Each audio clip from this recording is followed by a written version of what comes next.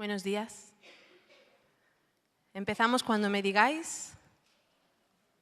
¿Cómo vamos? ¿Damos un minutillo de margen para sentarse o empiezo ya? ¿Sí? Estoy un poco deslumbrada por ese foco. No sé si alguien más lo ha dicho ya. Entonces, os veo un poquito borrosos. ¿Bien? ¿Sí? Vale. Siria y la represión extrema del activismo. Este es el título que le he puesto a la ponencia cuando me contactaron para hablar sobre represión. Me pareció el marco más adecuado para referirse a Siria en estos momentos. Aquí tenéis mi contacto por si necesitáis cualquier cosa, el blog en Desalambre, leilanachabati.com mi blog en Global Voices Online, mi email para cualquier cosa y Leila_NA en Twitter, donde soy especialmente activa. Cualquier cosa, ahí me podéis contactar.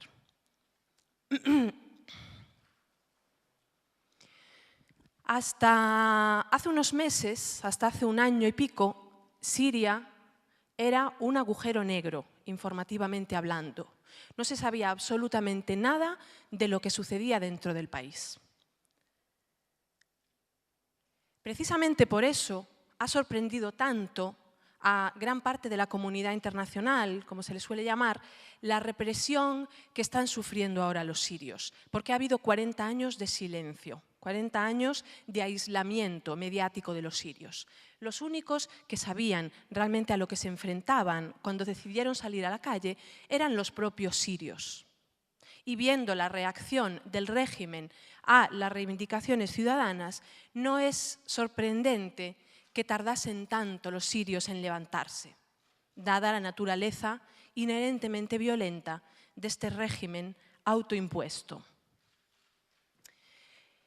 ¿Qué fue lo que rompió esa barrera de silencio levantada durante 40 años?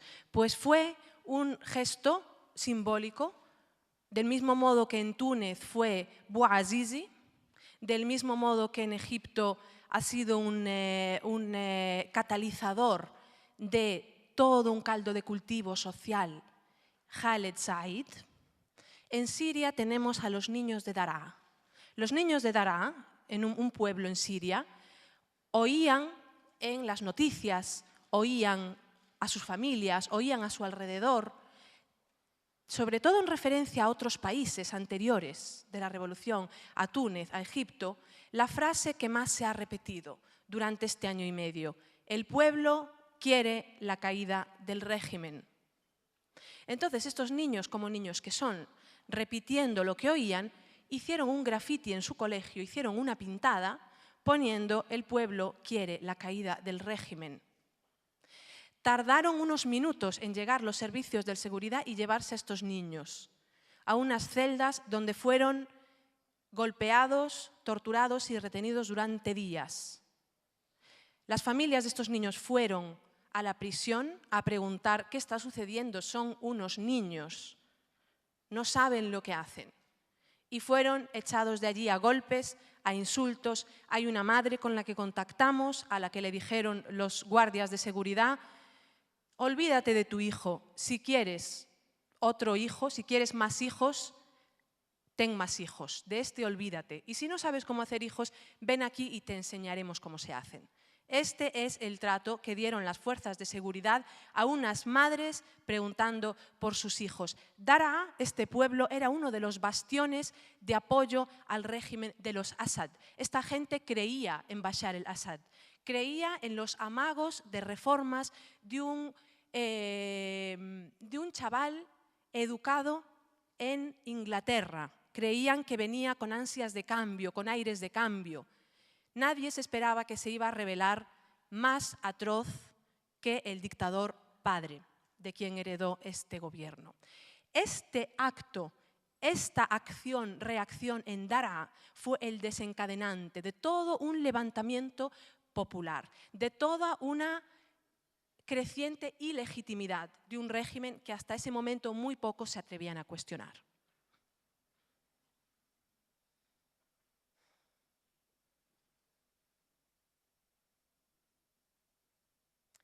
¿Dónde nos encontramos ahora? Nos encontramos en que esa revolución que comenzó pacífica, con cientos, miles de personas saliendo a la calle a pecho descubierto, fueron recibidas con tiros, fueron recibidas con detenciones, con torturas, y esto fue evolucionando hacia una rebelión armada.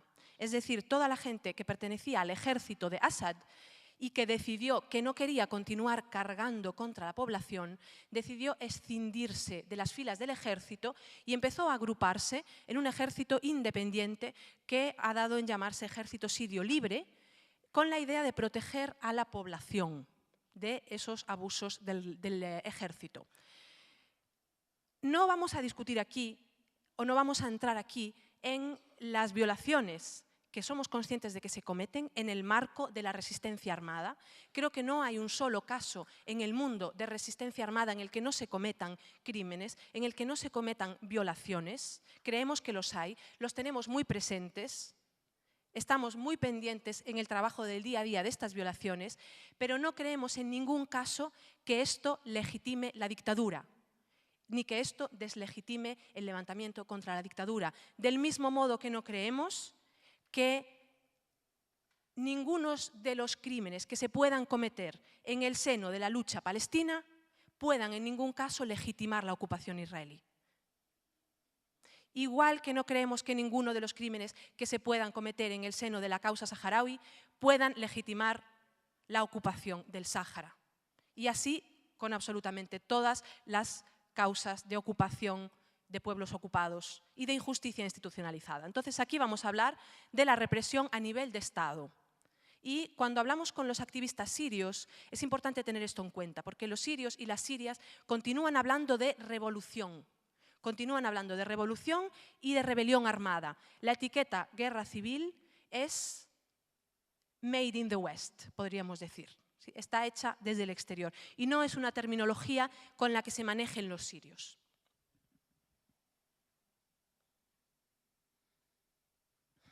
Desde el inicio de la revolución siria, hemos ido viendo cómo el régimen se ha ido especializando en la creación de, podríamos llamarle, metáforas macabras de la represión contra la población. Entonces tenemos el caso de la lucha de la no violencia. Antes ha hablado mi compañera Maisa de la resistencia no violencia como el arma más efectiva contra regímenes inherentemente violentos, y en Siria la revolución comenzó siendo no violenta.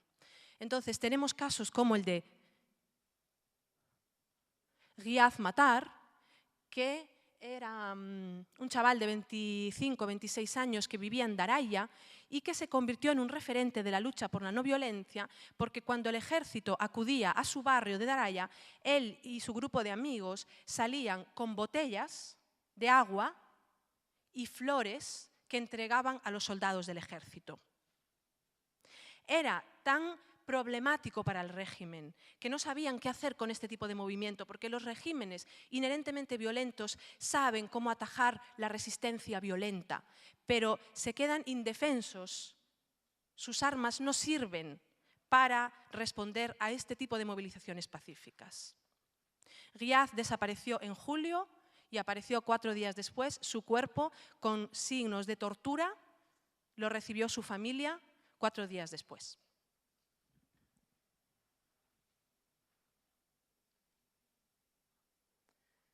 Entonces, activistas de la no violencia son respondidos con violencia extrema, dibujantes. Aquí tenemos al dibujante, uno de los más conocidos del mundo árabe, Ali Ferzat, que dibujó esta caricatura en la que Bashar al-Assad hacía autostop y le pedía un ride a Gaddafi. Después de esta caricatura, pocos días después, Ali Ferzat apareció tirado en una cuneta con las 2 manos rotas. Por suerte, ha podido huir del país y está ahora recibiendo tratamiento en otro país. Entonces, lucha violenta contra activistas no violentos, cortar las manos o romper las manos a los dibujantes, cortar cuerdas vocales a los cantantes que cantan contra el régimen, torturar y asesinar a médicos que tratan a heridos, digamos, fuera del marco oficial del régimen, y pacientes, asesinar y ha habido casos extremos en los que a periodistas y a videoactivistas por llevar una cámara los han asesinado y les han arrancado los ojos. Yo siento dar este tipo de detalles, pero esto es el régimen sirio, por si hay alguien aquí que todavía pone en duda el nivel de represión que está sufriendo la población.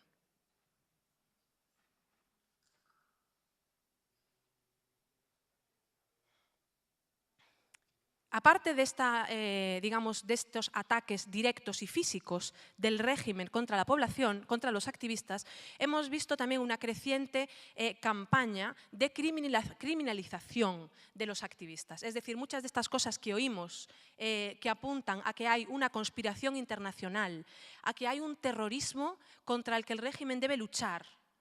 Todo esto es el propio discurso del régimen que, digamos, resulta amplificado a través de algunos medios de comunicación. Tenemos el caso de un compañero mío, Alexander Page, que fue acusado en la televisión siria de toda esta amalgama de cosas. Fijaos el collage de acusaciones: sionista, salafista, terrorista, traidor y homosexual. O sea, esta combinación de adjetivos es lo peor que se le puede decir a una persona en Siria junto. Es la amalgama de insultos y acusaciones a una persona, incluyendo, sí señor, incluyendo homosexual como el peor ataque que se puede hacer institucionalmente a un activista.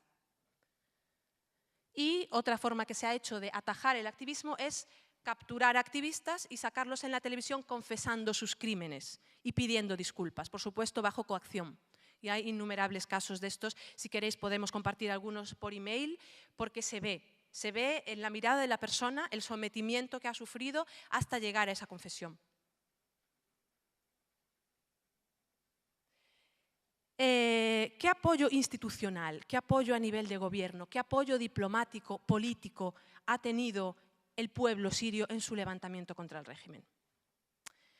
No creemos que haya tenido apoyo, creemos, y los propios sirios siempre así lo manifiestan en sus comunicaciones, en sus formas de arte, en sus formas de expresión. La población siria se siente sola, se siente abandonada frente a uno de los regímenes más brutales del mundo. De todas formas, no creemos, dentro del marco del activismo, que sea muy realista esperar apoyo de gobiernos cuando nosotros, todos los que estamos aquí, nosotros, nosotras, ya sea, vamos a utilizar este encuentro como una metáfora de lo que es el activismo contra los propios sistemas de dominación, contra las propias estructuras de poder arraigadas. No es muy realista pensar que esas propias estructuras contra las que estamos atentando nos vayan a brindar un apoyo que atenta contra su propia naturaleza. Quiere decir, no hay demasiada esperanza en cuanto al apoyo gubernamental, que por supuesto tiene sus propias agendas, cada país apoya en función a su propia agenda, ya sea Rusia, ya sea Estados Unidos, ya sea Qatar, ya sea Israel, ya sea Francia. Entonces no hay, digamos, una gran fe, por decirlo delicadamente, en cuanto al apoyo gubernamental. Pero sí una esperaría apoyo ciudadano, esperaría la solidaridad ciudadana, la solidaridad de la sociedad civil, del mundo.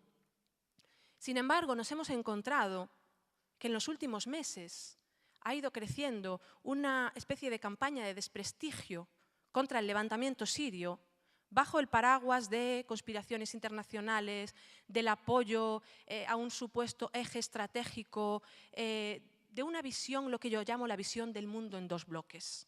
Y se supone que Siria está en un bloque, entonces apoyamos ese bloque con todo lo que eso conlleva, desde algunos ámbitos, quiero decir. Hemos visto la táctica del divide y vencerás. Hemos visto que desde algunos medios de comunicación se hacen distinciones entre la causa siria, entre la causa egipcia, entre la causa tunecina, en función de en qué eje estratégico están. La visión estratégica, la visión geoestratégica de las poblaciones de esta región como marionetas que desde las grandes potencias mueven a su antojo, no sirve para entender las dinámicas internas de estos países. No sirve. Hay que entender los 40 años de represión anterior para saber qué es Siria hoy. Esto no viene de un día para otro. Aunque mucha gente haya descubierto Siria en marzo de 2011, la represión lleva 40 años, el muro de silencio lleva 40 años, el miedo lleva 40 años acumulándose. No sirven analizar la causa siria desde el puzzle a vista de pájaro de las relaciones geoestratégicas y quién mueve cada pieza. Eso no es suficiente para entender la región, no es suficiente para entender las causas de la sociedad civil de estos países.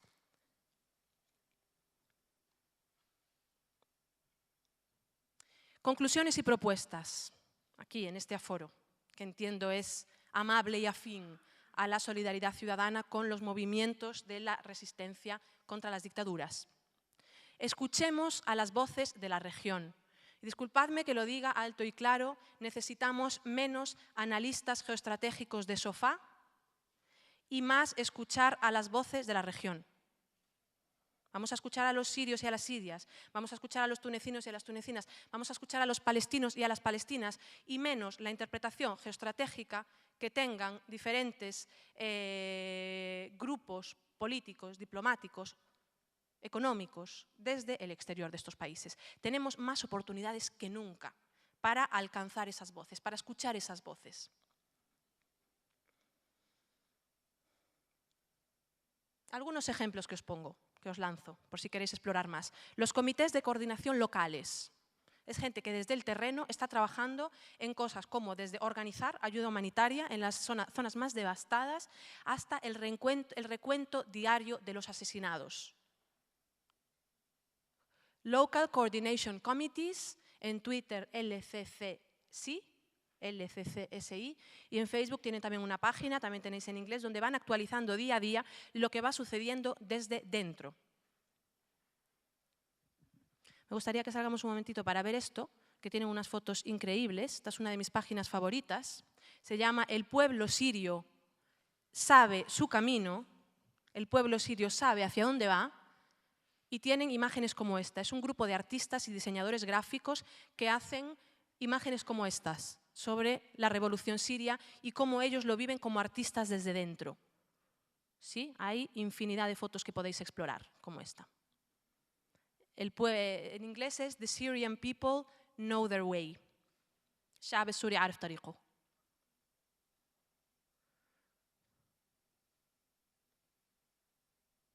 ¿Dónde estoy? Que no me aclaro con el Mac.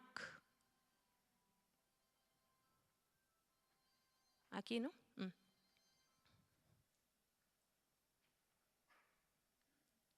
Traducciones de la Revolución Siria es otra página que podéis visitar para ver todas las noticias que se van traduciendo al español, de cosas que suceden desde dentro y en contacto con los activistas. Y aquí tenéis algunos usuarios de Twitter, de los que yo soy asidua: Alexander Page, Syrian Gavroche, Red Razan, Marcelita, Mónica G. Prieto, que es una periodista española, pero que conoce muy bien la región y está dentro, y infinidad más, infinidad más. Simplemente con buscar Siria en Twitter aparecen cientos de activistas que están dentro y lo están contando día a día para que uno pueda escucharlo en primera persona. Cuidemos el lenguaje, lo que hemos dicho. Los sirios, las sirias continúan hablando de revolución. Creemos nuestras propias redes ciudadanas, entre activistas, proyectos compartidos, con valores universales comunes, con los valores universales que nuestros movimientos defienden. Y creo que este es el marco de todas estas jornadas, esos valores universales compartidos. Busquémoslos en los movimientos de estos países porque están presentes en la esencia de estas movilizaciones.